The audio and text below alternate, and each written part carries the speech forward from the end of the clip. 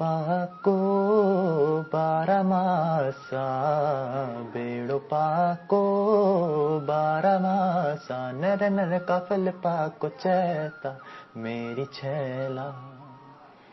समझ आया आपको? नहीं ना? चलो समझाता हूँ आपको। बेड़ू और काफल उत्तराखंड के जंगलों में पाए जाने वाले दो फल हैं। इस गाने की लाइन में इन दो फल के बारे में ही बताया गया है। बेड़ू जो कि साल के 12 महीने पकता है, वही काफल सिर्फ चैत के महीने ही पकता है, यानी कि गर्मियों में। फिलहाल मैं आज बात करूंगा सिर्फ काफल की। काफल जो उत्तराखंड का बहुत ही फेमस फल है।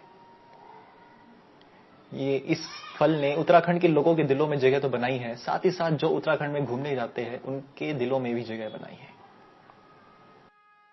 और जिस तरह इस पहाड़ी फल ने लोगों के दिलों में अपनी जगह बनाई है, उसी तरह इससे जुड़ी किस्से कहानियों ने भी लोगों के दिलों में अपनी अलग ही जगह बनाई है।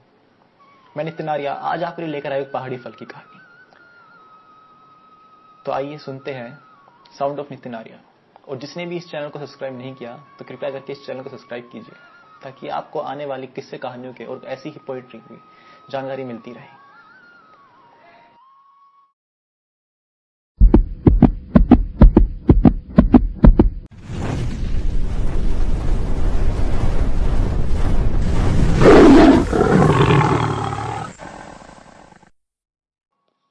कहानी का नाम है काफल पाक्यों पर मैंने नहीं चौंकियों, जिसका हिंदी में मतलब है काफल तो पके हैं लेकिन मैंने नहीं चुके।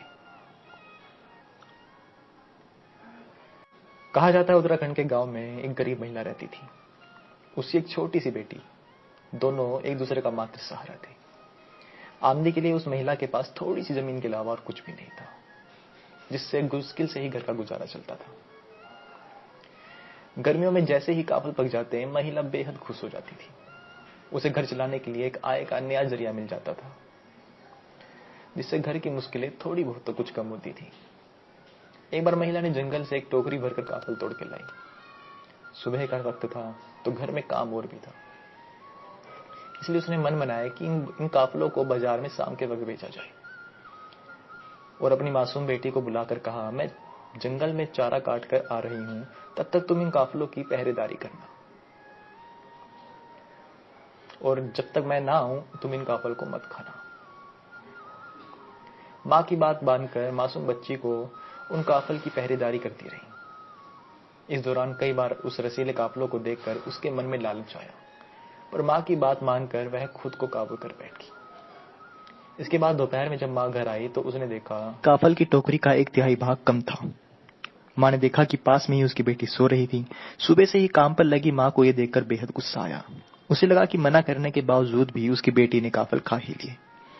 इससे गुस्से में आकर उसने घास का कटरा एक और फेंका और सोती हुई बेटी की पीठ पर मुट्ठी से जोरदार प्रहार किया। नींद में होने के कारण छोटी बच्ची अचेत अवस्था में थी। मां का प्रहार उसमें इतना तेज लगा कि वो बेसुध हो गई। बेटी की हालत बिगड़ते देख मां ने उसे खूब पिलाया, लेकिन तब तक उस बेटी की मौत हो चुकी थी। मां अपनी औलाद की इस तरह मौत पर बैठकर वही रोती रही। उधर शाम होते होते काफल की टोकरी फिर से पूरी तरह भर आई। जब महिला की नजर टोकरी पर पड़ी तो उसे समझ में आया कि दिन की चपट धूप होने से गर्मी के कारण काफल मुरझा जाते हैं, और शाम को ठंडी हवा में लगते ही वो फिर से ताजे हो गए। और मां को अपनी गलती पर बेहद पछतावा हुआ, और वह भी उस सदमे से गुजर गई। कहा जाता है कि उस दिन के बाद एक चिड़िया चैत के महीने में काफल पाक्यों मैंने नहीं चाख्यों कहती है, जिसका अर्थ है काफल पक गए हैं, मैंने नहीं चखे। फिर एक दूसरी चिड़िया पुरपुतोई गाते हुए उड़ती है, जिसका अर्थ है पूरे है बेटी पूरे है।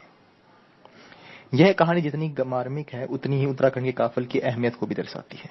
आज भी गर्मी के मौसम में कई परिवार इस जंगल से तोड़कर अपनी रोजी रोटी की व्यवस्था करते हैं।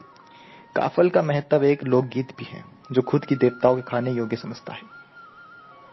कुमाऊनी भाषा में एक लोकगीत में तो काफल अपना दर्द को बयां करता है, और खानियां लागे इंद्र का हम छिनिया भूलोक आई पड़ा। इसका अर्थ है कि हम स्वर्ग लोक के इंद्र देवता के खाने योग्य है और अब धरती लोक पे आ गए हैं। और हमें इस कहानी से ये सीख मिलती है कि हमें कोई भी काम जल्दीबाजी में नहीं करना चाहिए, क्योंकि एक फैसला हमारी पूरी जिंदगी को बदल सकता है। मैं नितिन आर्या अब आपसे विदा लेता हूं। मिलूंगा अगले संडे आपसे कुछ ऐसे ही किस्सों के साथ जो आपकी जिंदगी को जीने का नजरिया ही बदल दे।